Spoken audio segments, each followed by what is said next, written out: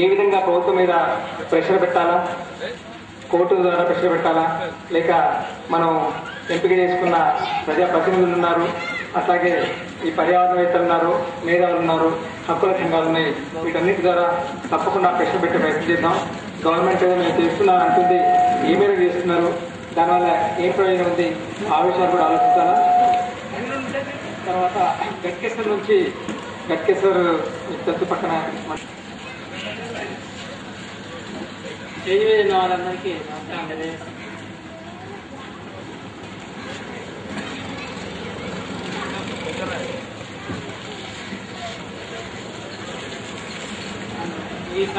ఈ ప్రోగ్రాం గురించి కొద్దిగా ఐడియా లేదు నాకు, అనుకోకుండా రావడం జరిగింది కాబట్టి మాట్లాడలేను. కాబట్టి మొత్తం మీదనైతే ఈ మూసి పరిరక్షణ సమితికి సంబంధించి శంకరాన్ని ఆధ్వర్యంలో ఇంతవరకు ముందుకు పోతున్నందుకు వాళ్ళకి ప్రత్యేకంగా ధన్యవాదాలు తెలుపుతున్నాము. చుట్టుపక్కల వాళ్ళందరూ కూడా ఆయనకు అండదండలుగా నిలబడి ఈ దీనివల్ల జరుగుతున్న హాని కానీ మూసి పరివార ప్రాంతాల్లో అయినటువంటి వాళ్ళందరూ ఐకమత్యంగా ఉండి అందరూ ఒక ఉత్సవ ఈ ర్యాలీలు కానీ ఈ విధంగా ఆయన ముందుండి నడిపిస్తే సాధ్యమైన తొందరలో ఇటువంటి సమస్యకు పరిష్కారం దొరుకుతుందని తెలియజేస్తున్నాను. ఎంపీటీసీ పద్మారావు గారికి చాలా కృతజ్ఞతలు. తప్పకుండా రేపు ఉద్యమంలో తను భాగంగా ఉంటానని చెప్పారు, చాలా కృతజ్ఞతలు. రవి గారు ఇవాళ మనందరికీ ఇక్కడికి ఆహ్వానించినాడు. రామారావు సార్ గారు ఆరోగ్య పరిస్థితుల వల్ల వెళ్ళిపోయాడు కాబట్టి ఇప్పుడు జీవన్ కుమార్ సార్ గారే ఇక్కడ సభ అధ్యక్షులు, మరియు వేదవ్ కుమార్ సార్ గారు, మరియు మా మాజీ ఎమ్మెల్యే నరసింహారెడ్డి సార్ గారు. మాకు తెలియదు కానీ మేము చిన్నోళ్ళము. ఇప్పుడు మన గ్రామానికి విచ్చేసినందుకు వారికి ముఖ్యంగా ధన్యవాదాలు తెలుపుతున్నాము. తర్వాత మా గ్రామ సర్పంచ్ సాయిల్ గారు, నాతోటి ఎంపీటీసీ అయిన పద్మరావు గారు, మన నీటి సంఘం చైర్మన్ అయిన పుత్రాదిగూడెం చైర్మన్ దామోదర్ రెడ్డి గారు, మన గ్రామ రైతులు మరి యువకులు, వివిధ సంస్థల నుంచి మన విలేజ్కి ఈ యొక్క ప్రోగ్రామ్ కు విచ్చేసిన అందరికీ మా ఊరి తరఫున ధన్యవాదాలు తెలుపుతూ, మా యొక్క గ్రామంలోని వివిధ సమస్యలు అంటే వరి సాగుని, వాటర్ గురించి కానీ పెద్ద పెద్ద రైతులు అంటే మాకన్నా పెద్దోళ్ళు, మేము వాళ్ళ కొడుకుల ఏజోళ్ళమైనా చాలా స్పష్టంగా మా ఊర్లో ఎట్లా జరిగేది ఏంటి అనేది అన్ని విఫలంగా చెప్పినారు. కాబట్టి మీరు వచ్చిన ఇప్పుడు వేద కుమార్ సార్ గాని మరియు జీవన్ కుమార్ సార్ గాని దీని మీద ఎక్కువ చర్య తీసుకొని, ఎందుకంటే మా ఊర్లో పశువులు నీళ్లు కానీ ఇంకా వాటర్ సిటీకి వచ్చే హైదరాబాద్ లో చాలా అభివృద్ధి అయింది. మేము చిన్నప్పుడు మా నాయన అంటే ఒక 20 సంవత్సరాల కింద 10th ఎండైలు అయిపోయింది. అంతకన్నా ముందు మన చెరువులో బాగా వర్షాలు పడుతుండే, వర్షాలు పడితేనే చెరువు నిండుతుండే.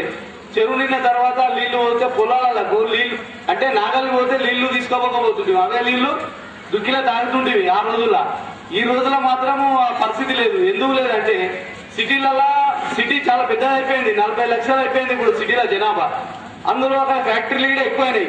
కాబట్టి ఆ వ్యర్థ పదార్థాలు కానీ వ్యర్థ నీరు కానీ మన మూసీలో వచ్చి అదొక పెద్ద ఉపనది అయిపోయింది. అప్పుడు మూసీ నది అనేది హైదరాబాద్ నది ఏదంటే మూసీ నది, కానీ ఇప్పుడు పెద్ద నది అయిపోయింది. కావున ఆ నది వల్ల మనకు వచ్చే వాటర్ పొల్యూషన్ అయింది. కాబట్టి పొల్యూషన్ కంట్రోల్ ఇప్పుడు పొల్యూషన్ బోర్డు కూడా ఉంటది.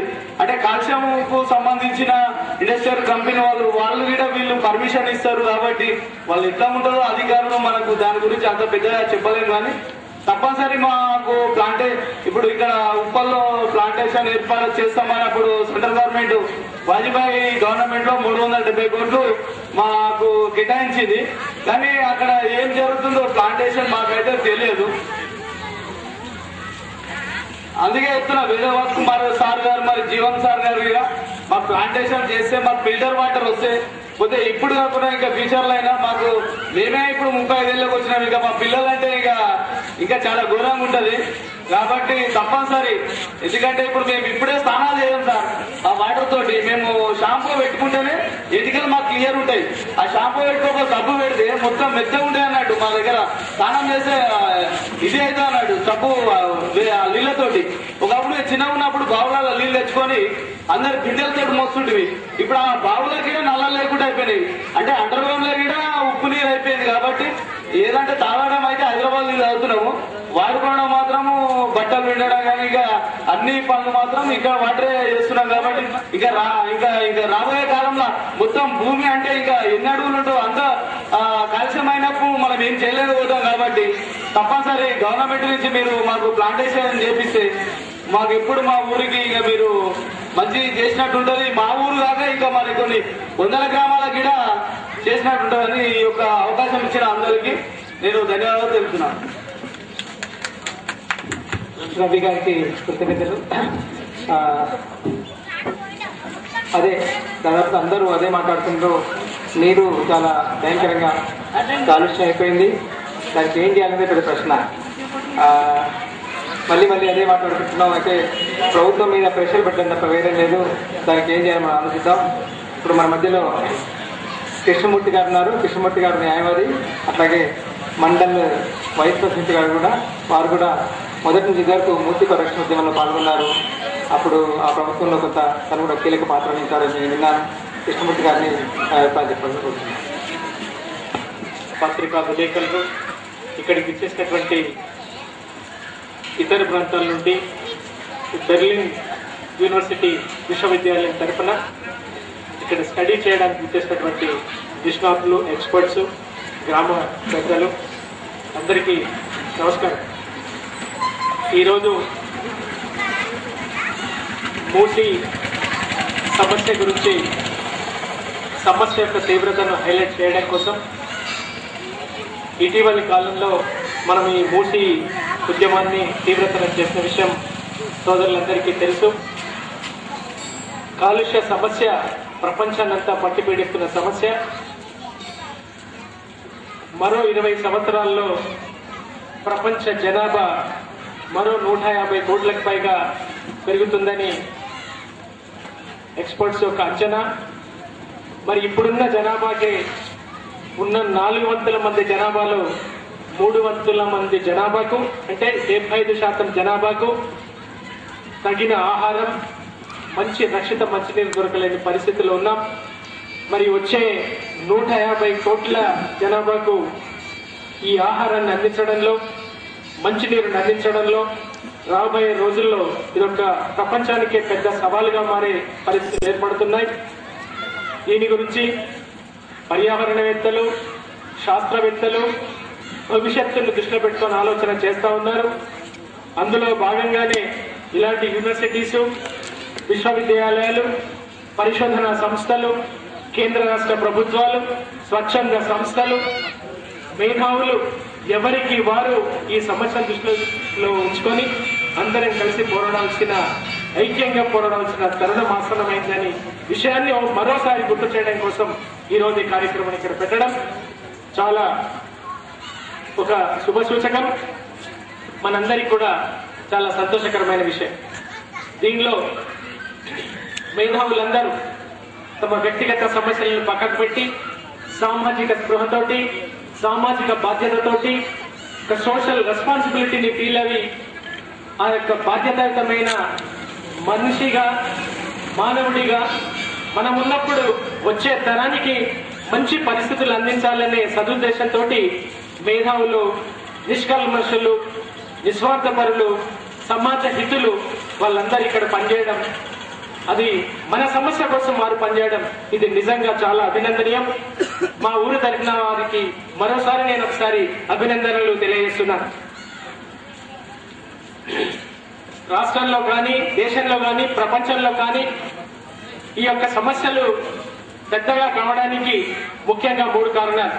ఒకటి, సామాజిక రంగంలో అత్యధిక వినియోగం వల్ల సంపద ఉన్న వ్యక్తులు, పేదవారి మధ్య పెరుగుతున్న సోషల్ డిస్పారిటీ, ఎకనామిక్ డిస్పారిటీ, సామాజిక ఆర్థిక వ్యత్యాసాల వల్ల ప్రధానమైన సమస్య.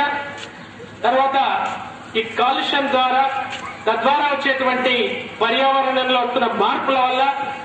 మూడవది పెద్ద విస్ఫోటం, జనాభా విస్ఫోటం, పాపులేషన్ ఎక్స్ప్లోజన్. ఈ జనాభా, మితిమీరిన జనాభా పెరగడం వల్లనే ఈ కాలుష్య సమస్యలు. ఈరోజు మానవుని మరోసారి ఈ కాలుష్య రక్కసి అనేది మరోసారి మనిషి చేసుకున్న అభివృద్ధినే, మనిషి ఆశిస్తున్న టెక్నాలజీ, మనిషి ఎదురు చూస్తున్న అభివృద్ధి మనకొకసారి తిరిగి పాముగా ఆ విషవలయంలో చిక్కుకుంటున్న సమయంలో మేధావులందరూ తమ సామాజిక బాధ్యతను గుర్తించి ప్రజల కోసం పరిసరాల కోసం పనిచేయాల్సిన అవసరం ఏర్పడ్డది. అందులో భాగంగానే గత 2-3 సంవత్సరాల నుంచి ఈ ప్రాంతంలో మూసి పరిరక్షక కమిటీ అని పెట్టి ఎంతో ఇండెప్త్ స్టడీ చేసి పొద్దున వేదకుమార్ గారు మాట్లాడారు, జీవన్ కుమార్ గారు మాట్లాడారు. వాళ్ళు ముత్యారెడ్డి గారు associate professor in economics and director Osmania university, అతను మాట్లాడి మన ఊరు పెద్దగూడెం ఈ 2 గ్రామాల పైన చేసిన వాళ్ళ ఇండెప్త్ స్టడీ వల్ల మనకు చాలా ఆశ్చర్యకరమైన విషయాలను, చాలా భయంకరమైనటువంటి విషయాలను మనం తెలుసుకోకుంటున్నాం. దీనికి పార్టీలకు అతీతంగా, రాజకీయాలకు అతీతంగా, గ్రూపులకు అతీతంగా మనం ఈ ఉద్యమం నడిపించవలసిన అవసరం ఉంది. దీనివల్ల మత్స్య సంపద రోజు రోజుకు తరిగిపోతుంది. వ్యవసాయ యోగ్యమైన భూమి క్రమేపీ తగ్గుతుంది. ఆ విధంగా రాబోయే రోజులలో ఇంత పెద్ద ఈ సమస్యలను ఎదుర్కోవడం కోసం, మన స్థానిక సమస్యను కూడా ఎదుర్కోవడం కోసం మనమంతా ఐక్యంగా ఉండి పోరాడాల్సిన అవసరం ఉంది. పార్టీలు, విభిన్న పార్టీలు ఉన్నప్పటికీ, ఏ పార్టీకి సంబంధించినటువంటి కార్యాచరణ పథకాలు ఉన్నప్పటికీ, వాళ్ళ పాలసీస్ ఉన్నప్పటికీ, వాళ్ళ సిద్ధాంతాలు డిఫరెంట్ ఉన్నప్పటికీ, కానీ ప్రజా సమస్యల మీద అందరూ కలిసి రావాల్సిన అవసరం ఉంది. ప్రజల కోసం అయితే ఏ పార్టీ ఆలోచన చేస్తుందో, ఏ వర్గం ఆలోచన చేస్తుందో, ప్రజల యొక్క మనుగడ కోసం, సామాన్యుని యొక్క మనుగడ కోసం, పేదవాడి అభివృద్ధి కోసం ఏ పార్టీలు ఏ విధంగా పనిచేస్తాయో ఆ పార్టీలకే రాజకీయాల్లో, ప్రజాస్వామ్యంలో మనుగడ ఉంటుంది. కాబట్టి అందుకోసమే అందరూ ఇలాంటి సమస్య పైన దృష్టి సారించాల్సిన అవసరం ప్రస్తుతం అందరికీ, అన్ని పార్టీలు కూడా ఉత్పన్నమైన విషయాన్ని మరోసారి నేను గుర్తు చేస్తున్నాను. అదేవిధంగా రాజకీయ 3 సంవత్సరాల నుంచి ఉద్యమంలో మన స్థానికంగా ఈ ఉద్యమాన్ని నడుపుతున్నప్పటికీ నేను ఎప్పుడు కూడా చాలా యాక్టివ్ పార్టిసిపేషన్ ఉండాలనే ఆలోచన ఉండేది. కానీ మనకి ఉద్యమం కోసం మనల్ని అందరూ కూడా కలుపుకోపోయి అన్ని కనుక ఉద్యమం నిర్వహణ ఆ విధంగా ఉంటే ఇంకా చాలా బాగుండేదనే అభిప్రాయం. ఉద్యమ స్ఫూర్తితోటి, ఉద్యమ లక్ష్యంతో అందరినీ కలుపుకొని రాజకీయ పార్టీలకు అతీతంగా అందరినీ ఇన్వాల్వ్ చేస్తే పీపుల్స్ పార్టిసిపేషన్ ఏది ఉంటుందో, ప్రజల భాగస్వామ్యం ఏ ఉద్యమంలో ఉంటుందో ఆ ఉద్యమే తప్పనిసరిగా విజయం సాధిస్తుంది. అంతిమంగా ఉద్యమ లక్ష్యాన్ని కూడా చేరుకోగలుగుతామనే చరిత్ర మనకు చెప్తున్నది. చాలా సత్యం. ఈరోజు రాజకీయంగా రాష్ట్ర ఎంపీటీసీలు 16,000 మంది, 133 మంది రాష్ట్రంలో ఎంపీటీసీలు ఉంటే, పార్టీలకు అతీతంగా, రాజకీయాలకు అతీతంగా ఒక ఉద్యమంలో ఈ రోజు నేను కృష్ణా డిస్ట్రిక్ట్ ఉయ్యూరు వెళ్ళవలసి ఉంటే, ఈ రోజు ఈ కార్యక్రమం మనవిలో ఉంది కాబట్టి, మన సమస్య చాలా ప్రాధాన్యత సంతరించుకున్న సమస్య కాబట్టి, మన భవిష్యత్తు మనుగడ కోసం సంబంధించిన సమస్య కాబట్టి దీనికి ప్రత్యేకమైన ప్రాధాన్యత ఇవ్వాల్సిన అవసరం ఉందనే ఆలోచనతో ఈ మీటింగ్ రావడం జరిగింది. ఉద్యమాలు ఎప్పుడే గానీ పార్టీలకు అతీతంగా జరిగితేనే గానీ అవి దాన్ని ఆశించిన ఫలితాలను సాధించడంలో వీలు ఉంటుంది. అందుకోసమే రాష్ట్ర స్థాయిలో ఒక ఉద్యమంలో పాల్గొంటున్నాను. దాదాపు 7 జిల్లాలు తిరిగాం. ఇంకా మిగతా 13-14 జిల్లాలు తిరగవలసిన అవసరం ఉంది. అక్కడ కూడా CPI, CPM, Congress, TDP, BJP, చివరికి ఎంఐఎం లాంటి పార్టీలు అందరితో కూడా కలిసి పార్టీ విధానాలను పక్కకు పెట్టి ఎంపీటీసీలకు వాళ్ళకు నిధులు, విధులు, అధికారాల కోసం, ప్రజా బాహుళ్యం అభివృద్ధి కోసం వాళ్ళు ప్రజల చేత డైరెక్ట్ గా ఎలక్ట్ అయినా కూడా వాళ్ళకి ప్రత్యేకమైన అధికారాలు లేనందువల్ల వాళ్ళు ఉత్సవ విగ్రహాలుగా మిగిలిపోతున్నారు. కాబట్టి ప్రజా అభ్యుదయం కోసం వాళ్ళు ఏ విధంగా పనిచేయాలనేది రాజ్యాంగంలో 73వ రాజ్యాంగ సవరణ ద్వారా, 73rd కాన్స్టిట్యూషనల్ అమెండ్మెంట్ ద్వారా, పంచాయత్ రాజ్ 11th షెడ్యూల్ లో ఉన్న 29 అంశాలను కేంద్ర రాష్ట్ర ప్రభుత్వాలు స్థానిక సంస్థలకు అప్పగించాలనే రాజ్యాంగ స్ఫూర్తి రాజ్యాంగంలో పేర్కొన్నప్పటికీ పాలకులు దాని పట్ల అలక్ష్యం వహిస్తున్నారనే ఉద్దేశంతో ఒక ఉద్యమం మొదలుపెట్టాం. అందుకోసమే ఏ ఉద్యమమైనా ఐకమత్యంగా, పార్టీలకు అతీతంగా, వర్గాలకు అతీతంగా, నిష్ణాతులు ఎంబడి, మేధావులు ఎంబడి మన సహాయ సహకారాలు పూర్తిగా వాళ్ళకి అందిస్తేనే ఉద్యమం లక్ష్యం సాధ్యమవుతుంది. ఆ ఉద్యమం ద్వారా ప్రజలకు బాగోగులు, వాళ్ళ బాగు కోసం జరుగుతున్న ఉద్యమం కాబట్టి మనం ప్రజల దృష్టిలో పెట్టుకొని పనిచేయాల్సిన అవసరం ఉంది. అందుకోసమే ఈ రోజు ఇక్కడికి వచ్చారంటే వాళ్ళు బెర్లిన్ యూనివర్సిటీ వాళ్ళు అక్కడ రీసెర్చ్ కోసం మన దగ్గర రీసెర్చ్ చేసి ఇక్కడున్న పరిస్థితులను, మనం ఎదుర్కొంటున్న నిత్యావసరంలో చాలా మంది వక్తలు చెప్పారు, మనం ఎదుర్కొంటున్న ఆరోగ్య సమస్యలు చెప్పారు, మనం ఎదుర్కొంటున్న ఆర్థిక సమస్యలు చెప్పారు, మనం ఉంటున్న జీవన స్థితిగతుల గురించి చెప్పారు.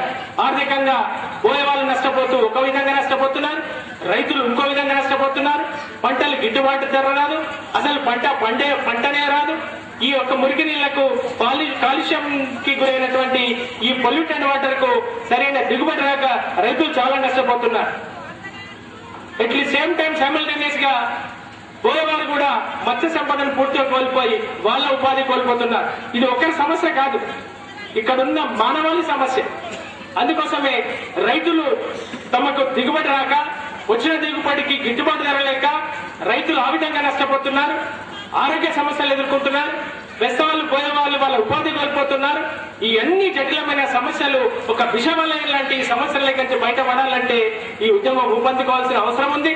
ప్రభుత్వాల మీద ఒత్తిడి పెంచవలసిన అవసరం ఉంది. పార్టీలన్నీ కలిసి రావాల్సిన అవసరం ఉంది. ఉద్యమాన్ని నిర్మించినటువంటి మేధావులకు మన ప్రజల యొక్క భాగస్వామ్యం తప్పనిసరిగా ఉంటేనే ఉద్యమ లక్ష్యాన్ని మనం చేరుకోగలుగుతాం. కాబట్టి మా పార్టీ తరఫున తెలుగుదేశం పార్టీ అధికారంలో ఉన్నప్పుడు గౌరవ దేవేందర్ గౌడ్ గారు ఆ రోజు నాటి హోంశాఖ మంత్రిగా ఉండి ఢిల్లీ పక్కకే పారుతున్న యమునా నదికి అక్కడ యమునా ప్రక్షాళన కమిటీకి యమునా ప్రక్షాళన కోసమే అక్కడ అతిగతి లేని ఢిల్లీ పరిస్థితులు ఉంటే ఆ పరిస్థితులలో ఒక దక్షిణాది రాష్ట్రాల నుంచి ఆంధ్రప్రదేశ్ నుంచి ఒక మూసీ నది యొక్క ఈ పరిస్థితులను కేంద్ర ప్రభుత్వానికి విన్నవించి వాళ్ళకంతా ప్రజెంట్ చేసి మేధావులు ఇచ్చిన రిపోర్టును బేసిగా చేసుకొని నాటి ప్రభుత్వం యొక్క కేంద్ర ప్రభుత్వంలో నాటి చంద్రబాబు నాయుడు గారు ప్రభుత్వంలో లేకుండా బయట ఉండడం వల్ల వాళ్ళ ప్రభుత్వం మీద ఒత్తిడి పెంచి కేవలం యమునా పర్యవేక్షక కమిటీకి నిధులు ఇవ్వలేని పరిస్థితులలో ఆంధ్రప్రదేశ్ లోని హైదరాబాద్ పక్కకున్న మన మూసీ పర్యవేక్షక కమిటీ కోసం, మన మూసీ నది ప్రక్షాళన కోసం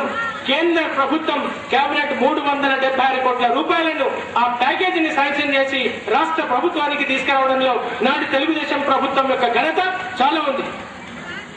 దేవేంద్ర గౌడ్ గారు వారు చేసిన ఆస్ట్రేలియా టెక్నాలజీని ఇండియాకి తీసుకురావడం కోసం ఆయనే స్వయంగా వెళ్లి ఆస్ట్రేలియాకి వెళ్లి అక్కడున్న వాటర్ ప్యూరిఫికేషన్ సెంటర్స్ ని పరిశీలించి ఆ నీటిని, ఆ టెక్నాలజీని మన భారతదేశానికి అందులో హైదరాబాద్ కు తీసుకొచ్చి ఈ మూసీ ప్రక్షాళన కోసం వెచ్చించాలనే ఆలోచనతోటి ఆ ఎస్టిమేషన్ నిష్ణాతులు ఇచ్చిన ఎస్టిమేషన్ ఆధారంగానే 375 కోట్ల రూపాయలు కేంద్ర ప్రభుత్వం శాంక్షన్ చేస్తే 76 కోట్ల రూపాయలు the fund which has been already credited to the state government. రాష్ట్ర ప్రభుత్వానికి కేంద్ర ప్రభుత్వం ఇచ్చిన నిధులలో కాంగ్రెస్ ప్రభుత్వం అధికారంలోకి వచ్చిన మొదట్లోనే 76 కోట్ల రూపాయలు రాష్ట్ర ప్రభుత్వం ఎక్స్‌చక్కర్కు క్రెడిట్ అయ్యాయి, రాష్ట్ర ప్రభుత్వానికి వచ్చాయి. గత 2.5 సంవత్సరాల్లో కాంగ్రెస్ ప్రభుత్వం ఇది ఎక్కడ తెలుగుదేశం పార్టీకి వాళ్ళ చంద్రబాబు నాయుడుకు దేవేంద్ర గౌడ్కి ఎక్కడ పేరు పోతుందో అని నిమ్మకు నీరెత్తినట్లు పరిశీలిస్తున్నాం, చూస్తున్నాం. ల్యాండ్ అక్విజిషన్ లో కొన్ని ఇబ్బందులు ఉన్నాయి. అక్కడ వారు రైతులు కొంచెం అబ్జెక్షన్ చెప్తున్నారు.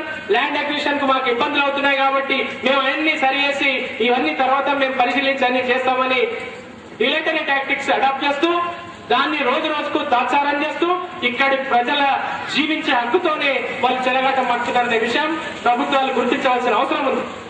రాజ్యాంగంలో మిత్రులు చెప్పారు, బుచ్చారెడ్డి గారు చెప్పారు, వీరకుమార్ గారు చెప్పారు, ఆర్టికల్ 21 ప్రకారం రైట్ టు లివ్, మనిషికి జీవించే హక్కు ఉంది, రెస్పెక్టబుల్ లైఫ్ కావాలి, right to education, right to live, ఇలాంటి రాజ్యాంగంలో పొందుపరిచిన తర్వాత కూడా కేంద్ర రాష్ట్ర ప్రభుత్వాలు పాలకులు నిర్లక్ష్యంగా వ్యవహరిస్తుండడం వల్ల ప్రజలు ఈ విధంగా దిక్కుతోచని పరిస్థితుల్లో నిస్సహాయంగా చూస్తున్న పరిస్థితులు ఈ రోజు మనకు గోచరమవుతున్నాయి.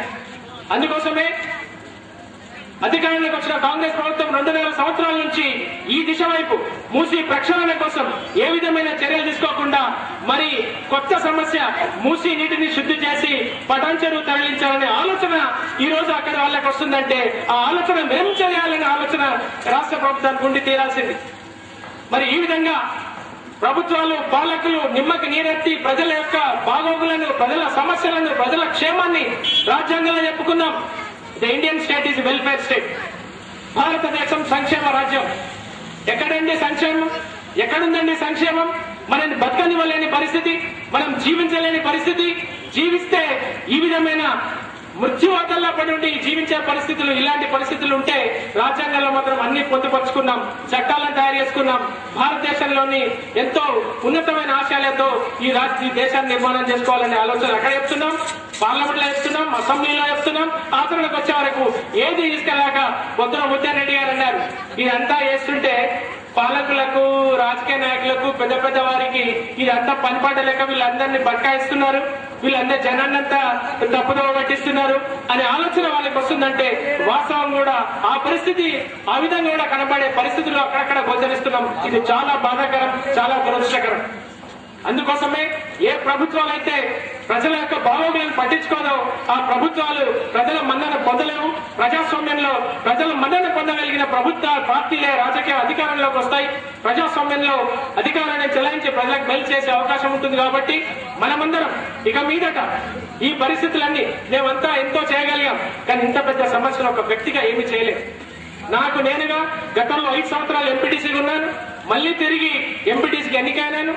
మండల ఉపాధ్యక్ష పదవి చేపట్టినప్పటికీ ఇక్కడేదో మౌలిక వసతుల కోసం, ఇన్ఫ్రాస్ట్రక్చరల్ ఫెసిలిటీస్ కోసం, రోడ్స్ కోసం, ప్రొటెక్టెడ్ వాటర్ ఇవ్వడం కోసం, లేదా ఇంకేమైనా అదర్ డెవలప్మెంటల్ యాక్టివిటీస్ తీసుకురాగలుగుతాం. కానీ భయంకరమైన ఈ కాలుష్య రక్కసిత్తును ఎదుర్కొనే శక్తి భగవంతుడు మామూలు లోకల్ బాడీస్ లో ఉన్న ఎలక్టెడ్ రిప్రజెంటేటివ్ లేదన్న విషయం మీరందరూ గుర్తించాలి.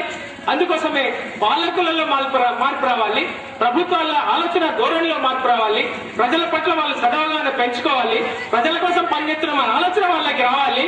అప్పుడే మన సమస్యలకు పరిష్కారం దొరుకుతుంది. కాబట్టి దీనికి ఈ గత 5 సంవత్సరాలలో మండలి నుంచి 1,90,00,000 రూపాయల ఫండ్స్ తీసుకొచ్చాం. ఇక్కడ ఉన్న వసతులు పెంచాం, ఇన్ఫ్రాస్ట్రక్చరల్ ఫెసిలిటీలు పెంచాం. కానీ అది భయంకరమైన పరిస్థితి. తాగే నీరు లేక సోదరుడు చెప్పిన 45 నుంచి 50 లక్షల రూపాయలు తాగునీటి కోసం వెచ్చించామంటే అది వాస్తవ పరిస్థితి. అది తాగకుంటే బతకలేని పరిస్థితి, బతకడం కోసం అవి తాగే పరిస్థితి. ఈ విధంగా ఈ పరిస్థితుల్లో ఈ డెవలప్మెంట్ మనం చేసుకుంటూనే ఇక్కడున్న పరిస్థితుల్లో ఉన్న లిమిటెడ్ రిసోర్సెస్ ఇక్కడున్న పరిస్థితులకు మనము రైతులు, బోయవాళ్ళు అందరం కలిసి ప్రభుత్వం ఒత్తిడి పెంచి, పాలకుల దృష్టి మరల్చి, మన సమస్య పట్ల వాళ్ళ మీద ఒత్తిడి పెంచి, ప్రభుత్వాల మెడలు వంచి మనం ఈ సమస్యకు పరిష్కారం తెచ్చుకోవాల్సిన అవసరం ఉంది. దీనికి అంతటికీ ఇక్కడ పార్టీలు, నాయకులు, యువజన సంఘాలు, రైతులు, పోయేవాళ్ళు అందరం కలిసి ఉద్యమించాల్సిన అవసరం ఉందని మీతో మనవి చేస్తూ ఈ అవకాశం ఇచ్చిన పెద్దలందరికీ మరోసారి నా ధన్యవాదాలు తెలుపుతూ నా ఉపన్యాసం ఇస్తున్నా. జై హింద్. కృష్ణమూర్తి గారికి కృతజ్ఞతలు. వారు చాలా ముఖ్యమైనప్పటికీ కూడా గ్రామంలో ఒక బాధ్యత గల పౌరుడిగా ఆ పనిని మానుకొని ఇక్కడికి వచ్చి సందేశం వచ్చినందుకు వారు చాలా విషయాలు మాట్లాడారు. పార్టీ ఎట్లా ఉండాలా, పార్టీ ఎట్లా పనిచేయాలా, అట్లాగే ప్రభుత్వం ఎట్లా పనిచేయాలా, అట్లాగే సంఘాలు ఎట్లా పనిచేయాలా, ఆ విషయాలన్నీ మనం తప్పకుండా గ్రహిద్దాం. వారి పాత్ర కూడా దీంట్లో చాలా ఉంది. రేపు జరగబోయే ఉద్యమంలో వారి పాత్ర వారు తెలుగుదేశం చెప్పుకున్నారు. వారు ఒక అపోజిషన్ పార్టీలో ఉండి ఏ మేరకు బాధ్యతలు నిర్వహిస్తారో చూడవలసింది. వారికి చాలా కృతజ్ఞతలు. మన ముందు కె నరసింహారెడ్డి గారు ఉన్నారు.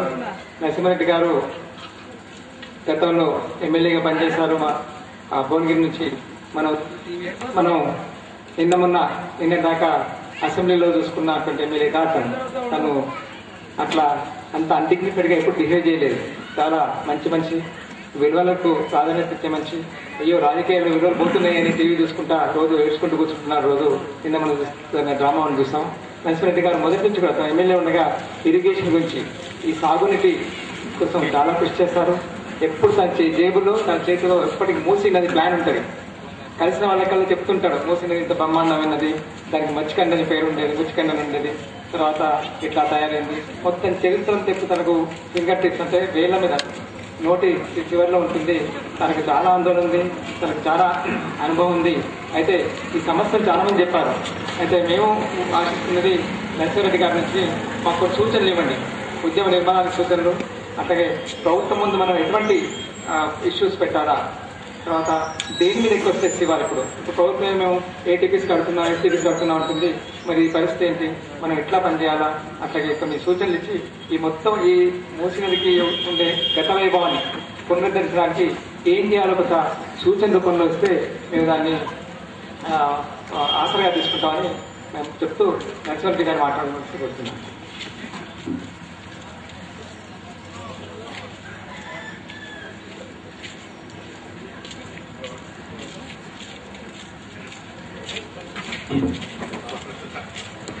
Thank you.